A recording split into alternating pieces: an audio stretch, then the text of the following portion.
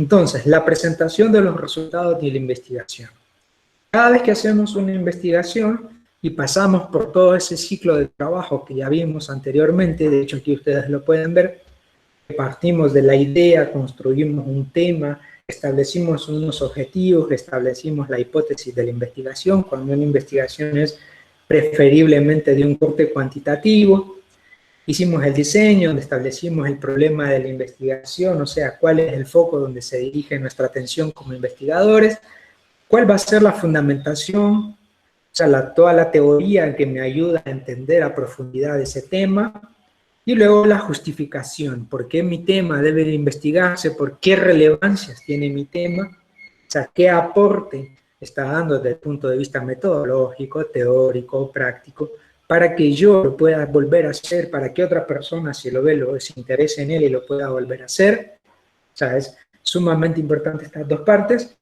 Luego hicimos la etapa de planificación, la metodología de trabajo, dónde lo hacemos, con quiénes lo hacemos, qué herramienta vamos a aplicar, en cuánto tiempo vamos a hacer ese levantamiento de información, si esa información tiene una temporalidad longitudinal, es decir, vamos a recopilar datos a lo largo del tiempo, por un tiempo determinado, o bien es una investigación con una longitud transversal donde un día destiné para ir a obtener información y ya con eso ya yo tengo todo lo que necesitaba. La muestra, o sea, qué tipo de gente va a participar en la investigación, eso ya también lo vimos. El cronograma de trabajo, cuál va a ser mi día 0, mi día 1 de trabajo, y cuál va a ser mi día final de trabajo, es decir, pasado 60, pasado 90, pasado 120 días después de que yo pensé el trabajo hasta que presento los resultados, y finalmente el presupuesto, cuánto yo he destinado, cuánto puedo llegar a gastar para hacer una investigación.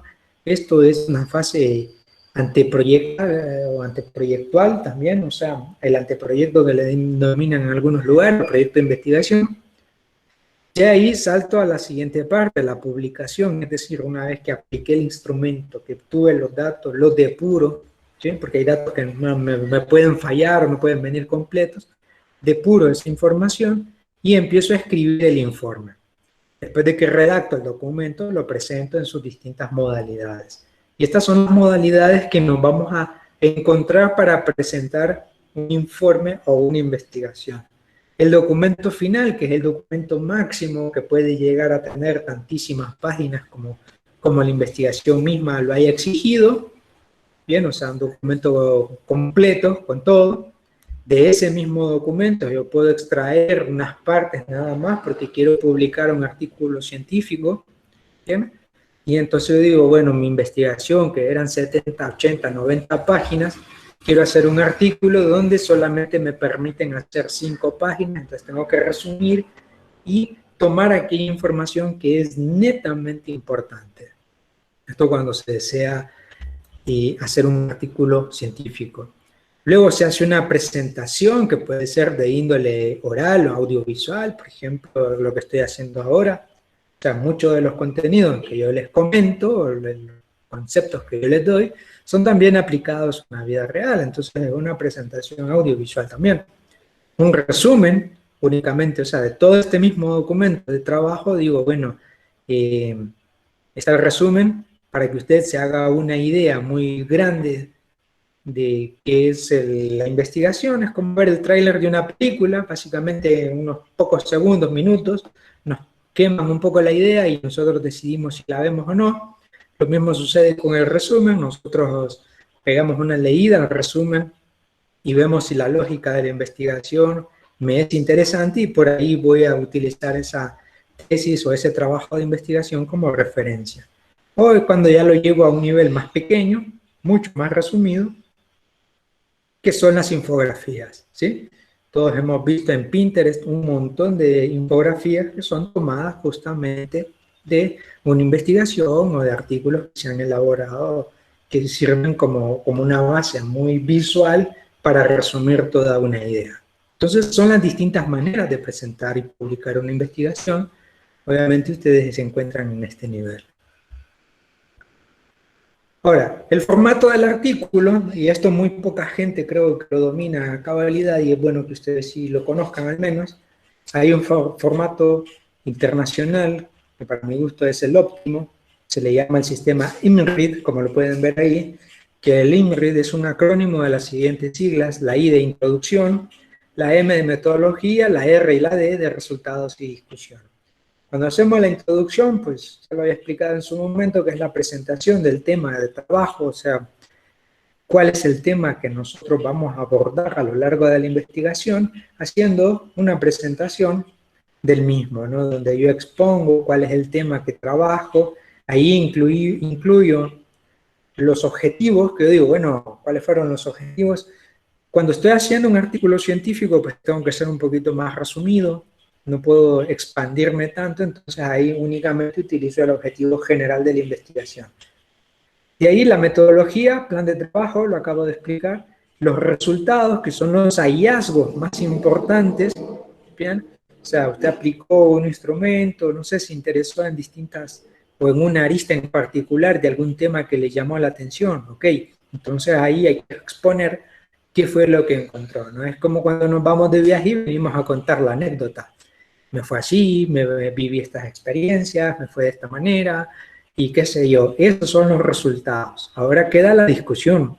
La discusión es la manera en la que yo, por eso digo gano, hago un paralelo de los resultados que yo obtuve con los resultados que obtuvo otra investigación.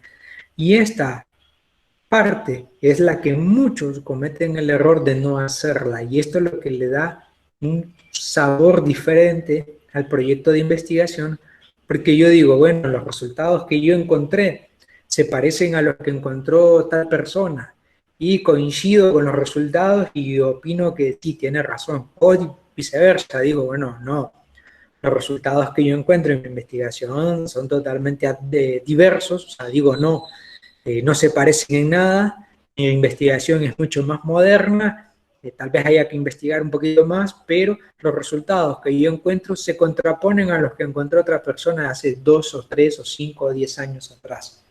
A esa es la discusión, es como cuando estamos platicando con alguien y hay un tema que debate, ¿no? Yo digo, bueno, mi punto de vista con respecto a lo que opinas vos es diferente, y entonces hay una discusión, claro, sin llegar al conflicto, sino que es una discusión de ideas, es un debate de ideas. Entonces la discusión de la investigación son debates de ideas. Cómo mis resultados se contraponen o son similares o son exactamente iguales al de otra investigación, ya sea similar o igual a la mía. Ahora, ¿cuáles son las consideraciones importantes de los resultados? Como les digo, esto muy poca gente trata de dominarlo, pero es la esencia de todo. Y hay unos errores que son muy comunes y uno debe evitar. ¿Cuáles son? Primero, duplicar resultados. Mucha gente dice, no, pero muy poquitas páginas tengo, entonces le voy a poner una tabla, un gráfico y le voy a escribir algo. Y entonces ahí estoy duplicando toda la información, que es exactamente la misma, ¿no? Solamente por hacer relleno, y entonces pongo una tabla, pongo un gráfico, pongo un resumen de lo mismo, explicando exactamente lo mismo, y lo único que hice fue rellenar, no hice nada nuevo. Luego, no explicar los resultados. Cuando digo explicar los resultados es por qué le dio de ese color, por qué le dio de esa manera, por qué el hallazgo fue así, por qué el porcentaje de participantes opina esto, o sea, explicar el por qué. Y como digo, mucha gente no llega a estos niveles. Luego, no discutir los resultados, es decir, no paralelizar mis resultados, lo que yo hallé se contradice o se asemeja a lo que dijo otra persona. Esa es la discusión de los resultados. No dividir los resultados por objetivos.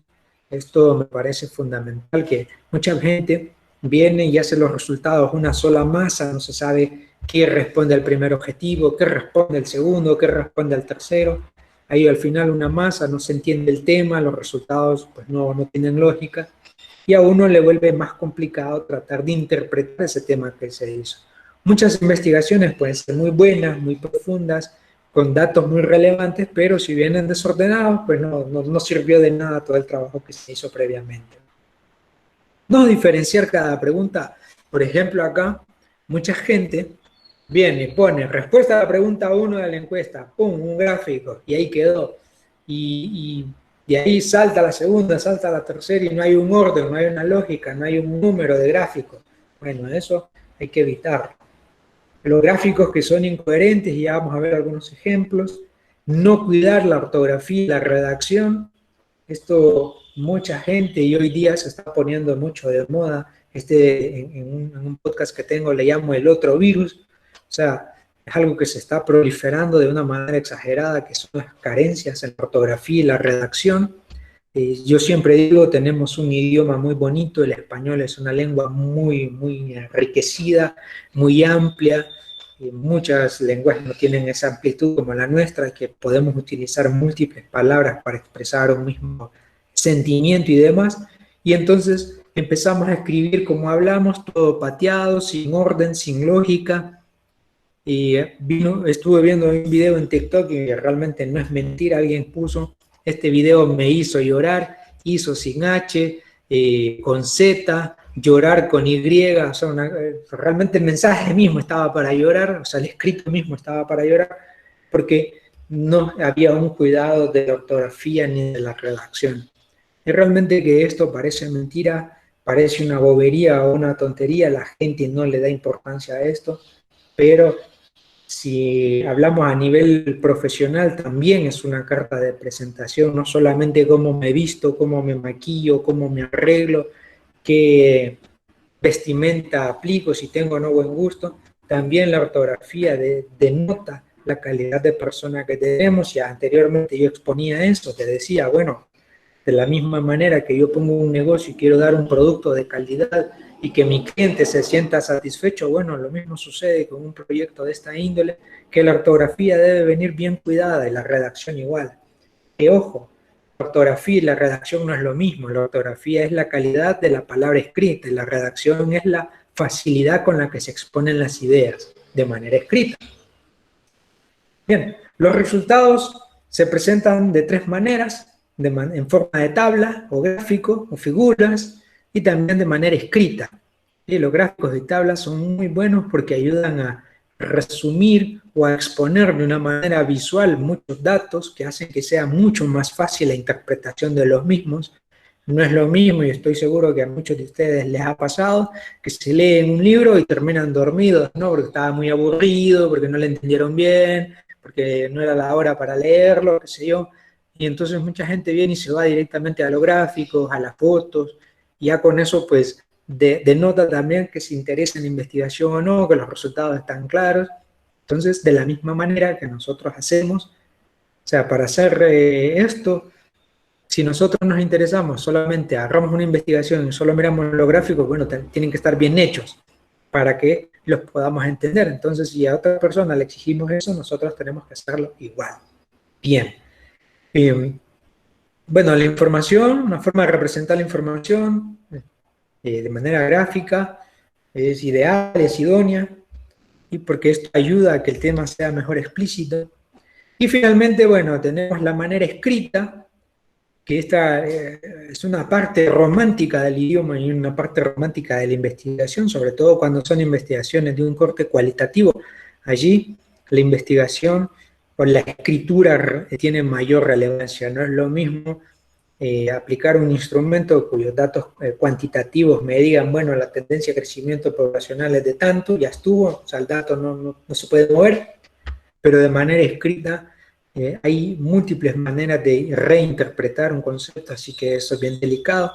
Entonces la manera escrita es la explicación de los resultados, y ellos se exponen de una manera que se encuentran en los resultados a que se encuentren de manera correcta. El esquema, hace poco exponía yo sobre el esquema, ¿no? ¿Cómo debería de ser el esquema en el momento de hacer los resultados de la investigación? O sea, yo tengo por acá, digo, bueno, capítulo X, resultados de la investigación. Entonces yo pongo primero, objetivo 1 era tal cosa, y estos son los resultados que corresponden al objetivo 1, y por eso uso este esquema sencillo. El objetivo 2, estos son los resultados para el objetivo 2, el objetivo 3 igual. En otro momento, en otro video, yo explicaba que decía, bueno, para que hagamos una tesis de investigación es muy sencillo, no hay que complicarse tanto. Yo digo, bueno, agarro una encuesta le hago un ejemplo, ¿no? 15 preguntas, las primeras 5 responden al objetivo 1, ya está. Las segundas 5 al objetivo 2 y las segundas 5 y las terceras 5 al objetivo 3. Entonces yo dividí mi encuesta en 3 partes respondiendo a cada uno de los objetivos. Es una manera muy práctica de trabajar y es la misma manera que yo le pido a todo el mundo que lo haga. O sea, ya anteriormente hicimos en los objetivos 2 o 3, no sé, cada quien habrá hecho a su criterio, objetivos específicos, no generales, objetivos específicos. Yo digo, bueno, objetivo 1, estos son los resultados. Objetivo 2, estos son los resultados. De esa manera mi trabajo se vuelve ordenado. ¿Bien? Bueno, y por acá nos vamos a hallar el tipo de gráfico. Estos son los gráficos más comunes y, para serle honesto, son los que más me gustan a mí utilizar. O sea, que sean gráficos planos. Hay quienes les gusta el gráfico 3D de muchos colores y qué sé yo, de muchas cosas. Realmente no me gusta. Me gusta así porque es muy rápido de entenderlo. Y acá, por ejemplo, como podemos ver, el gráfico de barras está prácticamente por sí solo, ¿no? Y esto es lo que debe alcanzar cualquier gráfico que nosotros hagamos. Es mejorable, obviamente que es mejorable, porque por un lado tenemos las unidades, pero no me dice qué tipo de unidades son estas, si son unidades vendidas, unidades compradas, unidades lo que sea, no me lo dice. La región, eso sí está bien, pues tenemos la región norte, sur, este y oeste, y las tendencias de venta. Entonces, aquí podría ser unidades de ventas logradas en el año o por regiones, y aquí podemos notar quién fue el que vendió más. Entonces, aquí el gráfico está bien, pero puede ser mejorable en la explicación del eje Y. El gráfico de pastel, torta o circular, como gusten llamarla, igual expone porcentualmente, básicamente el mismo gráfico este, pero nos da un dato porcentual de qué región fue la que más tuvo ventas, ¿no? Y aquí podemos ver que la región sur tiene un 32% de mayores ventas logradas, son 45.000. Entonces esto ya rápidamente nos dice el dato, cuánto fue y porcentualmente a qué equivale. El cual está muy bueno porque el gráfico es muy explícito, le podemos agregar más cosas, pero ya así, estando así, es muy explícito. Solo aquí hago yo la pequeña salvedad de decir, bueno, qué tipo de unidades. Acá está, ¿no? El gráfico de columnas. Lo más comunes son los gráficos de columnas, el gráfico de barra, pastel. Algunos usamos indicadores radiales, etcétera. Pero estos son como los más comunes. Bien, aquí 3D personalmente no me gusta, pero igual si se viene claro, si se explica bien el dato, pues es válido a la vez. Gráficos lineales. Igual los gráficos lineales se utilizan únicamente cuando queremos expresar tendencias. Una tendencia de crecimiento, una tendencia de lo que sea. Por ejemplo, si nosotros vemos cómo ha sido el ingreso per cápita de cada poblante, podemos ver que ha crecido en los años. Cualquiera diría, pero ¿cómo es que somos más pobres? Bueno, porque así como suben los ingresos, sube la canasta básica y demás, un factor económico. En fin, entonces es para exponer tendencias que van ocurriendo a lo largo del tiempo. Y cuando no queremos exponer tendencias, sino que lo que queremos hacer es comparar datos, entonces vamos a utilizar el gráfico de barras. Bien, ella no está notando, bueno, diga que gráfico de barras es para comparar y el gráfico de línea también es para comparar, porque puedo poner otra línea y hago un paralelo, solamente que me va a determinar las tendencias a lo largo del año, cuánto se incrementaron o decrecieron las ventas, qué producto se compró más o se vendió más, un ejemplo. Esto a nivel de tendencia. La temperatura, cómo ha ido aumentando o disminuyendo a lo largo del año, son tendencias. El gráfico circular, más que todo es para presentar porcentualmente hablando cuánto a lo largo de la torta, del pastel, representa esa participación. Por ejemplo, aquí en esta pequeña, dice que los sándwiches representan el 40% de las ventas de comida para ese lugar, y los postres apenas se venden bueno, no, más bien las bebidas son las que apenas se venden, porque solamente representan el 9%. ¿Por qué será eso? Bueno, es otro dato a preguntar. Y están los combinados, muy raras veces se utilizan. En casos muy particulares, en el mundo de las finanzas sí son predominantes. Y aquí tenemos un gráfico que yo le llamo el que no se debe hacer. ¿Por qué no se debe utilizar este gráfico? Primero, bueno, es un gráfico porcentual. Y miren lo que llega acá, 120%. Se pasa de la tendencia. Segundo, aquí dice, gráfico género, número 1, género. Bueno, no explico más.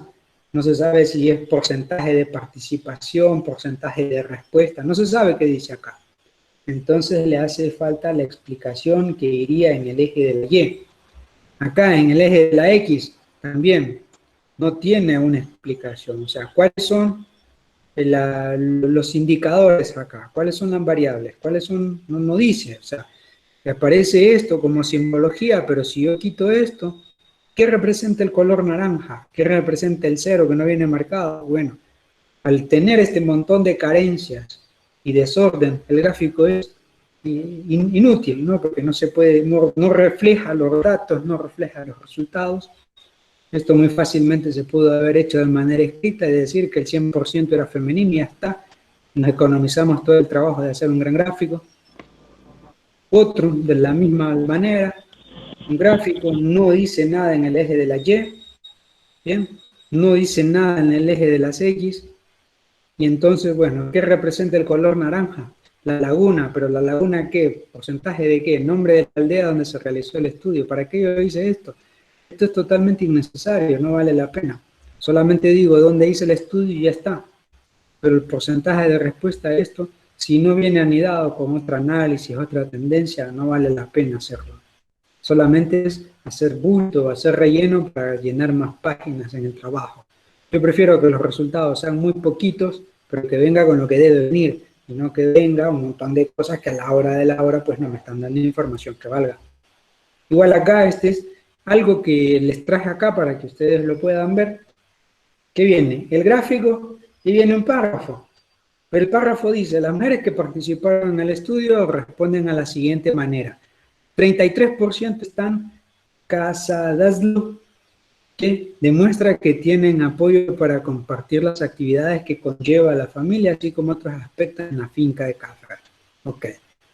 33% en unión libre. A ver, 13% son mujeres solteras y viven junto con su familia y cuentan con el apoyo. O sea, lo mismo que se me está diciendo acá abajo me lo dice el gráfico. ¿Ven? 33% dice casada, aquí dice que 36% casada, lo que demuestra que tienen el apoyo. El otro, unión libre, 33%, o sea, lo que está escrito en el párrafo es lo mismo que está explicado acá en el gráfico. Entonces, al final estamos duplicando información. ¿Por qué lo estamos haciendo? Bueno, por hacer relleno nada más. Y esto es lo que debemos evitar. Por eso era para mí importante este tema. Acá lo vemos ya en otra parte, puesto ya no en gráficos, sino en una tabla. Sectores económicos identificados, qué sé yo, rubro y empresas. Y este dato, ¿qué significa? ¿Qué valor? ¿Qué da? No tiene ninguna explicación, no tiene nada, entonces esto no le da sentido. Realmente que hacer una tabla solo por hacerla, pues no vale la pena. ¿Cómo es la forma correcta para presentar tablas y figuras? ¿Bien? Ojo acá. Esta es la manera correcta si nosotros nos remitimos a las normas APA. Entonces aquí vamos a encontrar que primero, ¿qué es una tabla? O sea, se le llama tabla, no se le llama cuadro, ni grafo, ¿cómo se llama? Tabla. Tiene un número, ¿sí? Si se fijan, tiene un número, porque yo digo, bueno, la tabla 8 habla sobre tal cosa, bueno, entonces me voy a la tabla 8 y veo qué es lo que tiene. El título que debe tener, o sea, debe ser breve, claro y explicativo. O sea, yo no puedo poner tabla 1 y esto. ¿Qué significa esto? No da, entonces tengo que ponerle un título. La categoría, bueno, las variables, cuáles son las variables que evalué, qué valores tiene cada categoría que se evaluaron, y esto puede ser tan amplio como quiera. Y observación, solamente se ubican estas líneas, ¿ven? Líneas abiertas. Si ya usted hace esto, no está bien hecho. ¿Por qué? Porque no es así como se hace, solamente son unas líneas. Ingeniero, ay, disculpe que Dígame. lo moleste. Me voy a retirar de la clase porque voy a examen en 10 minutos. Está bien, está bien. Yo con esto Muchísimas sigo. gracias. Ahí le voy a escribir porque hice los apuntes aquí de toda la clase que ha impartido. Ok, ok. Ok, muchísimas gracias, ingeniero. Feliz tarde. Sí. Veo manitas levantadas, Luis Portillo, Mari Hueso.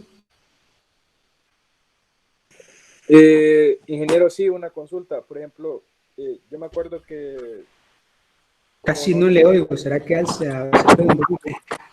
ingeniero, sí, ¿me escucha? Ahora sí. Sí, como en el diseño de las preguntas hicimos unas preguntas ahí abiertas, en este caso así haciendo preguntas abiertas no se podría hacer el gráfico, ¿verdad? No y sí. Te le voy a explicar ese caso cómo se hace. Buena pregunta. Voy a anotarlo, explicarlo. Al final lo explico. Preguntas abiertas. Bien, ya lo voy a explicar cómo presentamos las preguntas abiertas. Bien. Y bueno, me quedé por esta parte, acá. Bueno. Y al final, fíjense aquí, este inclusive da la tipo de letra y el tamaño que debe tener. Una nota al final de la tabla. ¿Sí? O sea, por ejemplo, hay un dato ahí que tenía alguna explicación, bueno, y ahí nosotros exponemos, decimos, bueno, los datos que están tomados acá se hicieron con los 300 participantes de la investigación, un ejemplo, ¿no? La figura, o sea, no se le llama gráfico 1, gráfico 2, no, se le llama figura, porque es una figura y yo puedo juntar múltiples figuras. Misma lógica, tiene que venir numerada, tiene que tener un título, o sea, ¿qué es lo que me está presentando usted acá abajo? Luego la imagen tiene que tener todos los datos que se necesiten para que hable por sí solito. Nota. Una nota si es necesario. El gráfico representa el retorno descontada la inflación del periodo, por eso un dólar en 2012 vale menos que en 1802. Tomado, bueno, nos dice, hasta una cita bibliográfica nos la da. Y aquí nos dice, bueno, ¿ven? Gráfico de tendencia, por eso es lineal, que va ocurriendo a lo largo de los años utilizando diferentes elementos, los stocks, los bonds, los bills, los gold y el dólar, como cada cosa va teniendo mayor valor adquisitivo. Entonces, esta es la manera correcta para que logremos presentar un gráfico y esta es la manera correcta para presentar una tabla. Luego hay otro tipo de figuras, por ejemplo, no sé, se nos ocurrió hacer un mapa conceptual, un mapa mental, o si utilizamos esta suite de Office, bueno, entonces hacemos un Smart Art, donde resumimos cuáles son las Smart Art, pues son estas cosas que yo hago por aquí para explicar las cosas, esto es un Smart Art, hay de distintos tipos, uno utiliza aquel que se ajuste a lo que estamos presentando, y finalmente la forma escrita. Esta es la manera correcta en la que se deben presentar los resultados para toda investigación que hagan en adelante. O sea, hay una tabla y debe tener un párrafo de entrada y un párrafo de salida. El párrafo de entrada, miren el ejemplo que tengo acá. Solo vean las tablitas, dice. Tabla 1, perros por encima de la media inteligencia por raza y género. Ok. O sea que ya la tabla me dice que se hizo algo con respecto a la raza y el género de los perros. Raza, se evaluaron 3, dice acá, bueno, los Dachshunds, los Terrier, los Siberian Husky, y hay una nota, si se fijan, dice, hay algo aquí, una nota, bueno, ¿qué dice acá? 3 Husky, un macho y 2 hembras, escaparon antes de finalizar las pruebas y por tanto no se incluyen en la tabla. O sea, esta es una nota aclaratoria. Esa es nota puntuación media 150. Ok, entonces ya vienen notas aclaratorias. Todo eso viene explicado, se habla por sí solito. Si yo extraigo nada más esta tabla y la pongo en otro lugar, ya solita se explica. El párrafo de entrada, previo al uso de la tabla figura, se debe hacer una introducción que explique qué es lo que se ve o lo que se verá en él. Se puede incluir la referencia numérica de la tabla o la figura que se está empleando. Por ejemplo, este es el ejemplo cómo debería venir. En la tabla 1, se pueden observar los resultados encontrados sobre la raza de perros con una media de inteligencia superior al promedio. Punto, ya está. ¿Sí?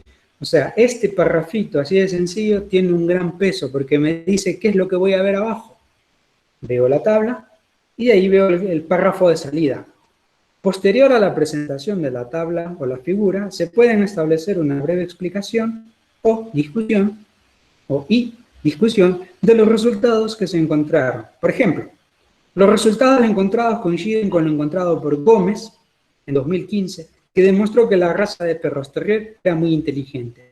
Ya está. O sea, el párrafo, la tabla o la figura tiene una entrada y me dice, mira, te voy a presentar una tabla que dice cuáles fueron los datos que encontré.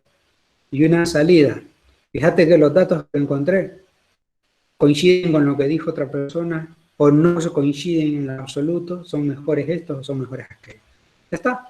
Así de sencillo. Si se fijan, esta es la manera correcta en la que nosotros debemos presentar los resultados de una investigación, utilizando tablas o figuras. Y el párrafo, ¿cómo lo escribo?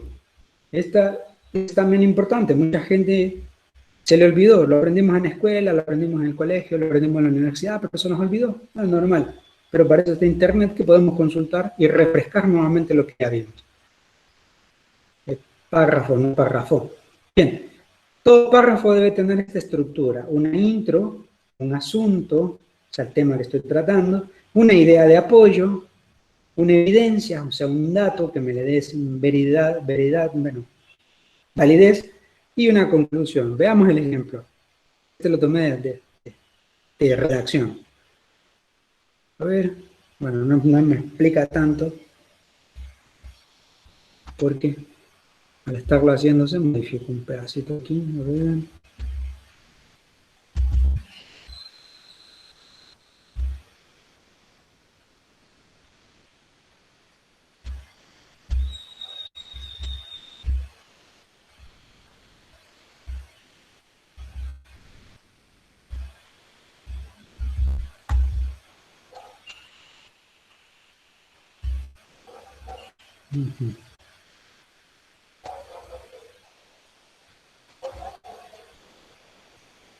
Bueno, al final no era gran cosa. Bien. ¿Qué dice acá? ¿Transforma en humo su dinero? Si usted es fumador, sepa que fumar cigarrillos puede resultar un hábito caro. Aquí tengo la introducción. Una pregunta. Si el precio promedio de una cajetilla de cigarrillos es $1, quien fuma una cajetilla al día gasta $30 al mes. El dato. ¿Bien?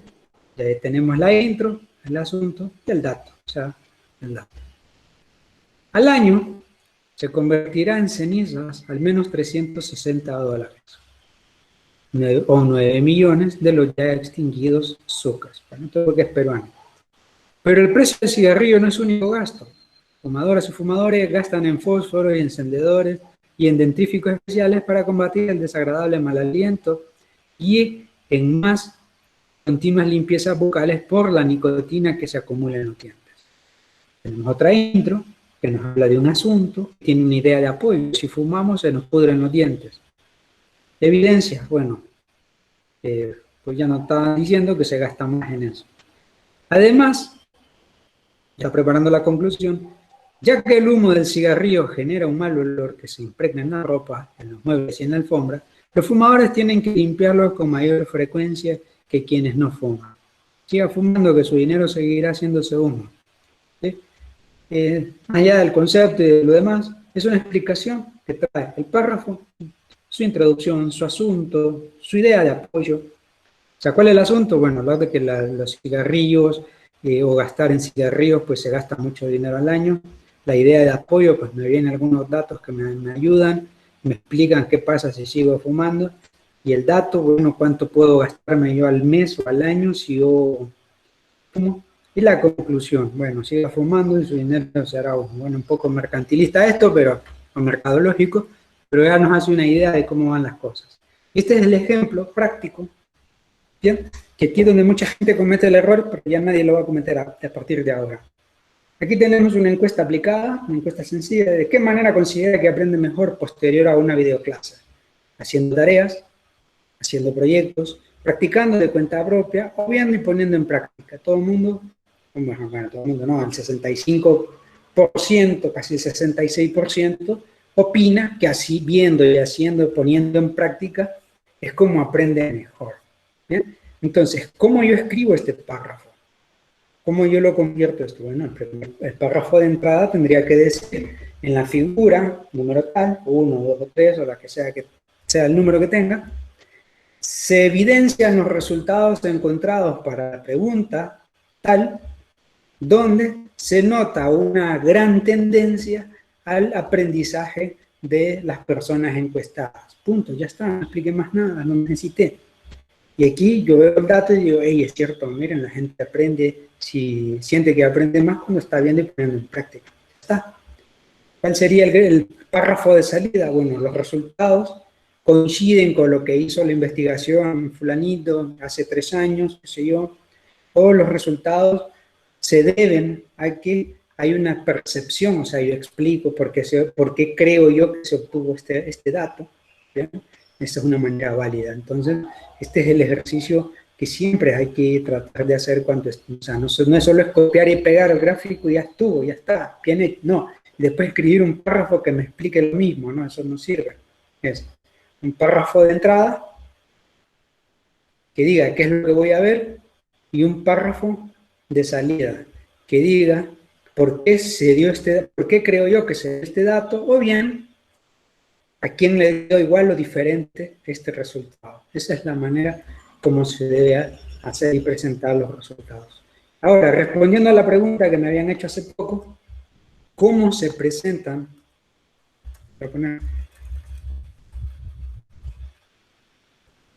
resultados de preguntas abiertas. Excelente pregunta. Sencillo, vamos a ver, vamos a hacer alguna pregunta abierta. Su criterio, ¿qué se debe el fracaso de la educación en línea durante la pandemia? ¿Sí? Ya está. Tenemos una pregunta. ¿Por qué así? Porque estamos buscando que la gente nos dé toda su opinión. Entonces, ¿qué va a suceder si yo aplico esto a 300 personas? Pues voy a tener 300 respuestas quizás diferentes. Bien, pero aquí viene la magia de esto. Supongamos que todo este es el volumen de respuesta. Yo puedo llevar esto de manera abierta a una manera cerrada, donde yo digo, bueno, vamos a ver cuáles son las palabras u opiniones clave. ¿Sí? Entonces yo leo la primera respuesta y dice, no, bueno, que la educación virtual, ¿por qué fracasó? Bueno, porque no se explica bien. Bien, aquí encuentro yo una tendencia y digo, bueno, esta opinión en particular de 300 encuestas se repitió 50 veces. Bien, ya lo transformé en algo numérico. ¿Se va entendiendo? De ahí es muy frío. ¿Sí? Porque se extraña la vida universitaria, ese ahí en los campos. Bueno, y me doy cuenta de que esta opinión salió 100 veces más. Se me fue la olla con 300 respuestas posibles y así sucesivamente. Entonces, ¿qué estoy haciendo yo? Bueno, de todo el volumen de información que la gente me brindó de manera cerrada, yo vine y contabilicé cuáles fueron las tendencias de opiniones que más se repiten. Puede haber una opinión escrita de otra manera, pero que se agrupa con esta o que se agrupa con esta.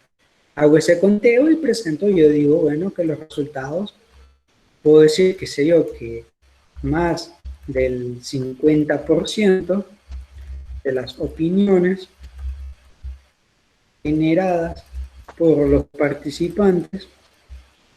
¿Y por qué le pongo participantes? ¿Qué le pongo participantes? Porque solo es de la gente que participó en la encuesta que lo hizo. Bueno, opinan Consideran que la educación y escribo todo lo que ya encontré previamente. Entonces, de esta manera, yo agarré lo que vendría siendo, lo que podría ser un volumen de información de preguntas abiertas y lo transformé en algo más cerrado, en algo más fácil de interpretar. ¿Se entendió?